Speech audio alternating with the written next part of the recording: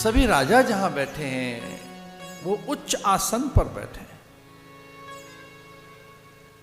ऊंचे आसनों पर राजा बैठे हैं, उनके थोड़े और ऊंचे से आसन पर उनके गुरुजनों को बैठाया गया।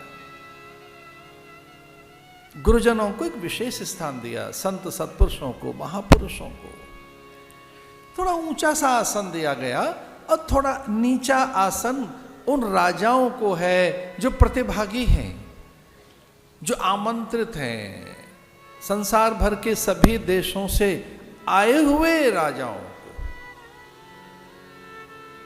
और थोड़े से आसन नीचे पे सचिव, सेवक आदि हैं, राजकुमार आदि।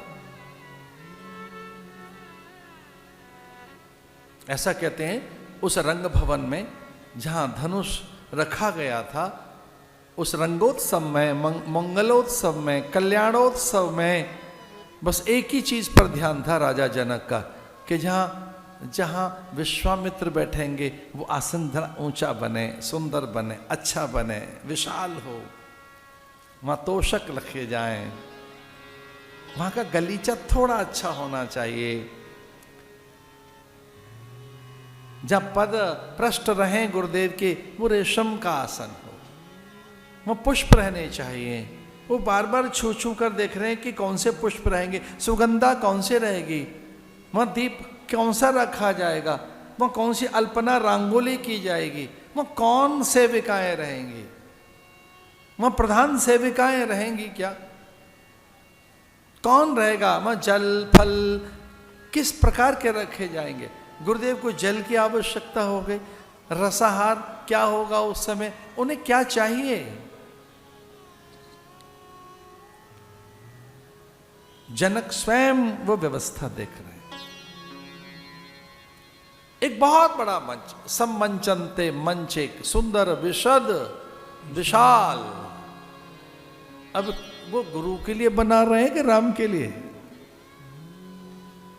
मुनि समीप दो बंदुतः बैठा रे महिपाल।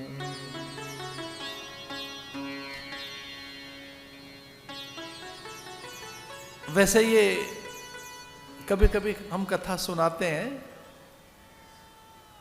आप हमें अवसर दे रहे हैं प्रसंगों को प्रकट करने का। आपकी श्रद्धा से अभिभूत मेरा मन इतना उल्लसित है। आपकी श्रद्धा, आपके समर्पण, आपकी एकाग्रता, आपके साम्य और संतुलन से मन इतना आनंदित है कि वो प्रसंग हम जरूर सुनाएंगे। किसी को कोई आपत्ति नहीं है। ये क्या हुआ, राजाओं के ऊपर बैठा दिया राजकुमारों को, ये कैसे हो सकता है। ये राजकुमार मुनियों से भी बड़े हैं, ये संत सत्पुरुषों से भी बड़े हैं, ये ऊंचे बैठाए जाएंगे, गुरुओं के भी गुरु हैं, आखिर हैं तो राजा के बेटे। ऐसा क्या है भाई, इन्हें यहाँ क्यों बैठाया जा रहा है, पर किसी को आपत्ति नहीं है। क्या बात है वो। एक बड़ी सुंदर सी कथा आती है।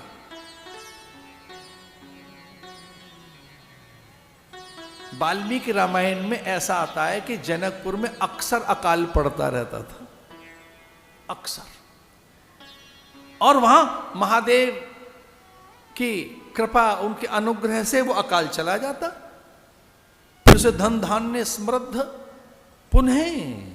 और सीता भी तो अकाल के कारण ही प्रकट हुई।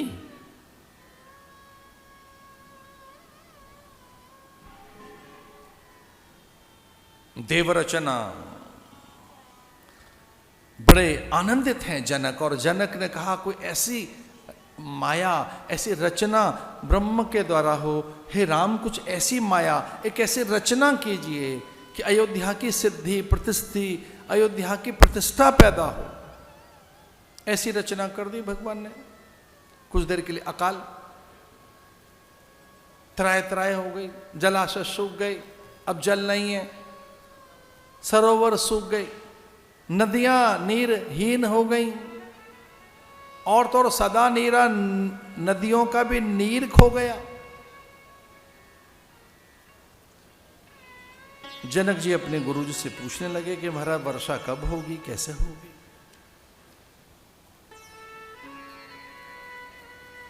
जन जन व्याकुल है, पंछियों के लिए नीर नहीं, पशु प्राणहीन हो जाएंगे, वर्षा कैसे हो। तो उन्होंने कहा भाई वर्षा हो सकती है, कोई साध्वी, कोई सती, ऐसी कोई सती हो जो मिट्टी से घड़ा बनाए, मिट्टी जनकपुर की हो, जनकपुर की मिट्टी से घड़ा बने, घड़ा कच्चा हो, उसमें से कच्चे धागे से, सूत में से धागा निकाल, रुई में से धागा निकालकर उस घड़े को बांधकर राजकूप से, आपके कुएं से जल निकाले, कच्चे मिट्टी के घड़े से। घड़ा टूटना नहीं चाहिए, कदाचित घड़ा तो नहीं टूटेगा पर वो कच्चा धागा टूट सकता है।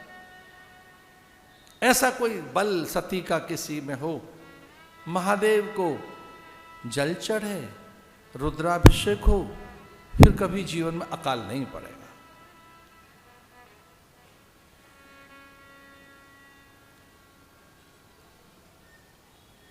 रानी ने कहा कि हमसे तो होगा ही नहीं है, और कर भी सकती है, पर ये हम काम क्यों करें, कौशल्या कर लें ये काम, बगल में ही तो है। और ये तो सर्वविदित है कि सबसे निकट का राज्य अयोध्या, जनकपुर की सीमाओं से तो सटा है अयोध्या राज्य, और अयोध्या कोई सामान्य राज्य तो था नहीं, चक्रवर्ती सम्राट, सारे संसार भर के राजाओं के राजा महाराजा चक्रवर्ती दशरथ। तो एक बात कहते तो माथे का मुकुट उतर जाता सबके। उन्हें पाती भेज दी गई, पत्र आया, दशरथ विनोद करने लगे कि पत्र क्या आया है ये, कि जी जनक की भार्या ने, जनकपुर की रानी ने पत्र भेजा है। किसके लिए? महारानी कौशल्या के लिए। दशरथ ने कहा फिर हम नहीं पढ़ेंगे, वो ही पढ़ें, रानी का पत्र रानी पढ़ेगी। हे कौशल्य, आपके चरणों में अनंत प्रणाम, अविलंब जनकपुर पहुंचो, कच्चा घड़ा बनाकर कच्चे धागे से राजकुएं से जल निकालकर महादेव को प्रसन्न करने के लिए पधारिए।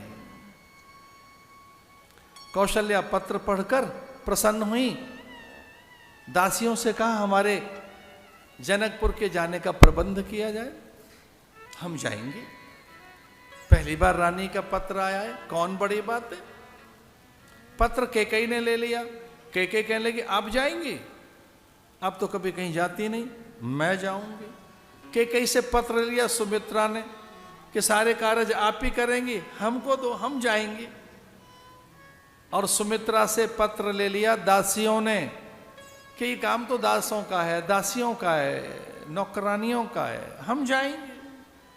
और लीजिए पत्र ऐसे पहुंचते पहुंचते पहुंचते और द्वार तक चला गया, और द्वार पर खड़ी अनुचरी ने कहा हमको दीजिए ना, ये पानी भरने का काम हमारा है, हम लाएंगे। पालकी सजाई गई, नौकरानी बैठा दी गई। कौशल्या ने कहा ठहरो, मेरे वस्त्र पहनकर जाना, एक माथे पर मुकुट रख दो, राज कर्मचारी साथ जाएंगे। जनकपुर में हल्ला मच गया, कौशल्या आ गई, कौशल्या आ गई, बड़ा सम्मान। नौकरानी ने मिट्टी खोदी, घड़ा बनाया कच्चा, उसमें एक कच्चे धागे से बांधा, कुएं में डाला, जल निकाला, महादेव को जल चढ़ाया, वर्षा हो गई।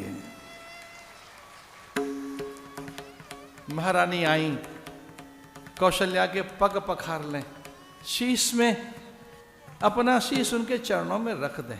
और जैसे ही रानी उनको प्रणाम करने के लिए झुकी, नौकरानी ने घूंघट उतारा, कहा मैं तो दासी हूं, आप मुझे प्रणाम न करें।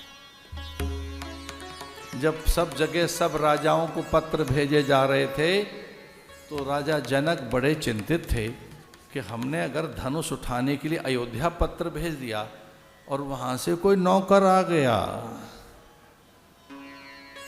तो सीता जी का क्या होगा?